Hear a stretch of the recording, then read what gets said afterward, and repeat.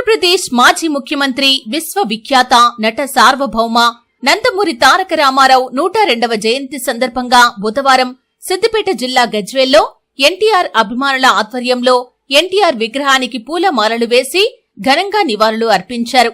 ఈ కార్యక్రమంలో పాల్గొన్న తెలుగుదేశం పార్టీ గజ్వేల్ మండల అధ్యక్షుడు నల్లరాము, ఎన్టీఆర్ అభిమాన సంఘం నాయకులు వెంకటేశ్వర్లు, పరుచూరు రాజు మాట్లాడుతూ సామాజిక విప్లవానికి నాంది వేసిన మహానేత ఎన్టీఆర్ అని 2 రూపాయలకు కిలో బియ్యం, చేనేత వస్త్రాల పంపిణీ వంటి కార్యక్రమాల ద్వారా ఎంతో మంది పేదల కుటుంబాల్లో వెలుగులు నింపిన వ్యక్తి ఎన్టీఆర్ అని కొనియాడారు.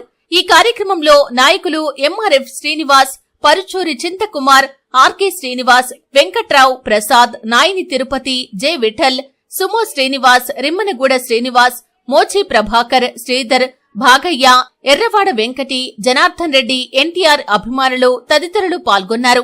నందమూరి తారక రామారావు గారి 102వ జయంతి సందర్భంగా పార్టీ తరఫున ఆయన అభిమానుల తరఫున ఘనంగా నివాళులు అర్పించడం జరిగినది.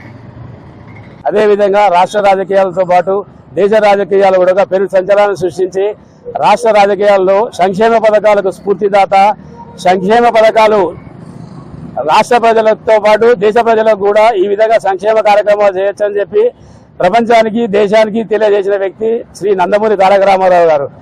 వారు ప్రవేశపెట్టిన ఎన్నో పథకాలు, మహిళలకు ఆస్తిలో సమాన హక్కు కానీ, అదేవిధంగా కిలో రూపాయి బియ్యం పథకం కానీ, అదేవిధంగా ప్రతి ఇల్లు లేని వారికి ఇల్లు కట్టించడం కానీ, ఆ పథకాలు ఇప్పటికి కూడా కొనసాగుతున్నాయంటే ఆ సంక్షేమ పథకాలు అమలు చేసిన రామారావు గారిని మనం స్మరించుకోవడమే జరుగుతుంది. అదేవిధంగా తెలంగాణలో ఉన్న పటేల్ పట్వారీ వ్యవస్థను రద్దు చేసి సామాన్య ప్రజలకు అందరికీ పరిపాలనను అందుబాటులో తీసుకొచ్చిన వ్యక్తి శ్రీ నందమూరి తారక రామారావు గారు. తెలుగు జాతి ఆత్మగౌరవాన్ని ప్రపంచానికి నలుమూలలా తెలియజేసిన గౌరవనీయులు నట సార్వభౌమ నటరత్న